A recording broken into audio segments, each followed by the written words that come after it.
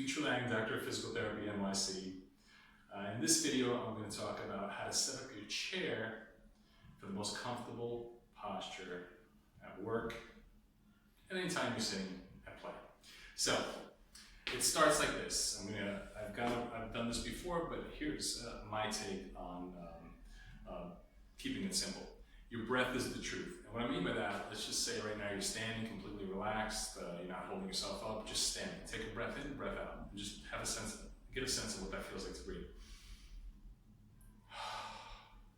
If everything's in place and you're properly aligned, you can take a nice deep breath. It should go all the way down to your, if everything's working right, it should go down to your feet. It should take no effort. You shouldn't feel any muscles struggling to make that happen, right?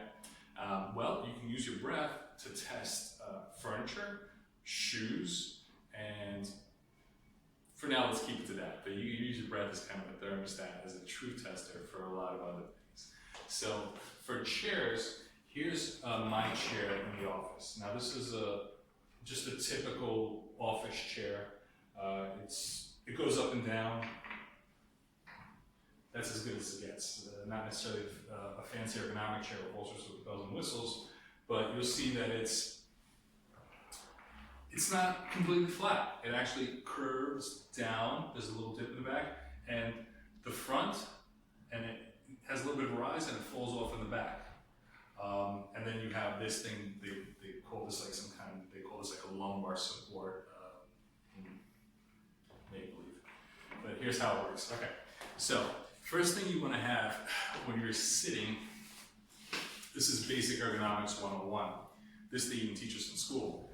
Is that you want your hips to be slightly higher than your knees, right?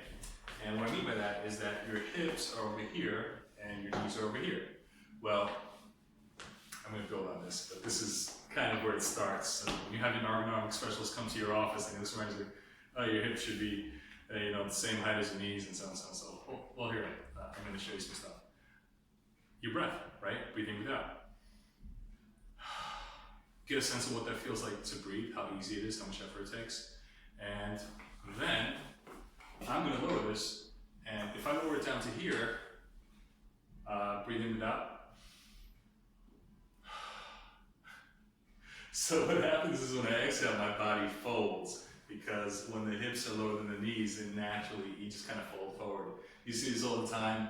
Well, if you're in the bathroom, on the toilet, or if you're on the subway, you'll see a lot of people are doing this, and that's because the subway seat actually has it's like a bucket seat. It has a dip in the back, and this is kind of what this scenario where my hips are lower than my knees, that kind of replicates that scenario. It's almost like a bucket seat. You naturally just curve like this. How often have you driven the car and you find yourself doing this sort of thing, right? Well, the best way of fixing that is just to raise your seat as high as it can go. If you're lucky enough to have a seat that goes up and down, first raise it off, raise it as high as it goes, so ideally your hips are slightly higher than your knees. And now with no affectation, when I inhale and exhale, I don't fold, I just stay upright, just because the biomechanics are correct. And I'm sitting on my sitting bones in this scenario. So that's the easiest thing you could do to adjust your seat. Now check this out. Here's me sitting at the front. I'm sitting on my sitting bones. My hips are higher than my knees. If I sit back in the chair, right, and let's just say it doesn't do this because gosh forbid you're working like this, you're in for a load of grief. If you do have one of these chairs, just take a breath like this. You won't even be able to get air out, and you'll just fold. You just feel it right away. Even if I sit upright and have my feet on the floor. If I'm sitting all the way back, now my backside is actually dipped down below my knees because this part of the seat is slightly lower than the center of the seat over here. So when I inhale, interestingly enough, it's actually easier to breathe in. But when I breathe out, it just folds in half. If you were fortunate enough and you can get your hands on a seat wedge, this is a firm seat wedge that we carry. It's a specialty made seat wedge for the work that I do, advanced postural correction. This is firm, heavy duty foam. It's good for about a year. When you're driving, every car built after 2005 has pretty much got a bucket seat. you want to be using this. It's got, if you look at it head on, you can see that it has a bit of a slope. The bottom is flat and the top is mildly sloped. It comes in two sizes. I believe it's 2 inches and 2.5 inches. And how this works is, if you have a chair like so, I already have this as high as it goes.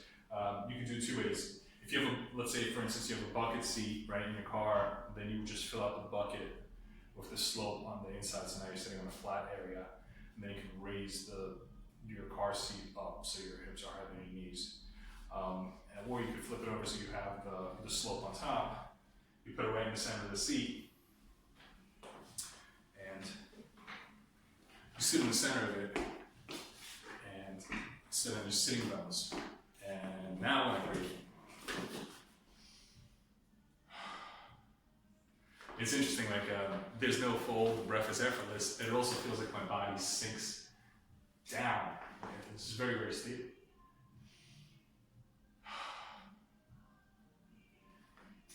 Oh, it actually feels good. It's like when we go up and down.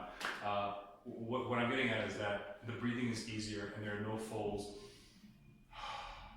Yeah, even if I wanted to, it's just, your body wants to be like this. When your biomechanics are aligned and the forces at play, you're just balanced and you're upright.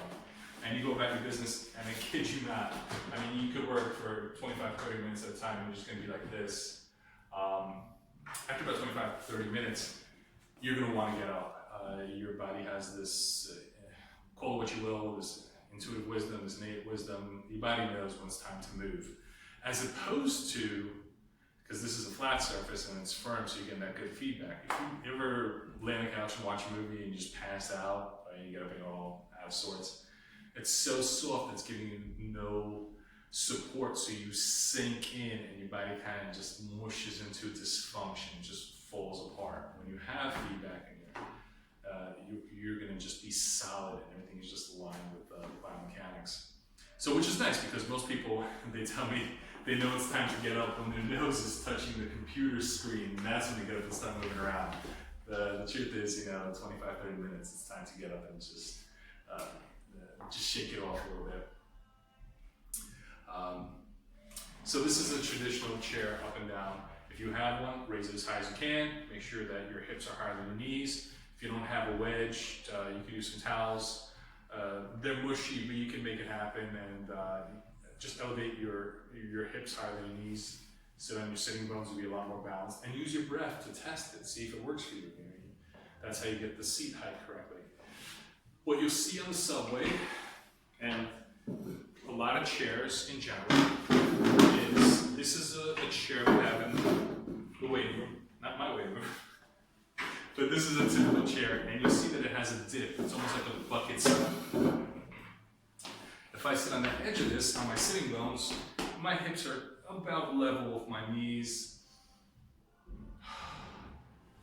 But not terrible. What is up with this chair is that not only is it a bucket seat in the back, but it also curves from the outside like this. So that also kind of messes up your breathing. Yeah, it could kind of fall forward. If I sat all the way back in it, let's say I was just waiting, you can see like right away, I suddenly have like 8 cups because my chest collapses at this point, This is just like sitting on the subway. If you're in New York or you step into a subway car, everybody's like doing this on their phones, right? It is brutal for your body. It's gonna cause all sorts of discomfort and you can't breathe. And if you think you can sit like this at work and get stuff done, you're not getting any oxygen. You're gonna get foggy in the brain. And think about it this way, if you're collapsed like this, your heart is also being compressed, so you're not getting circulation. And no wonder people really, no wonder people don't get much work done. When they got these uncomfortable chairs.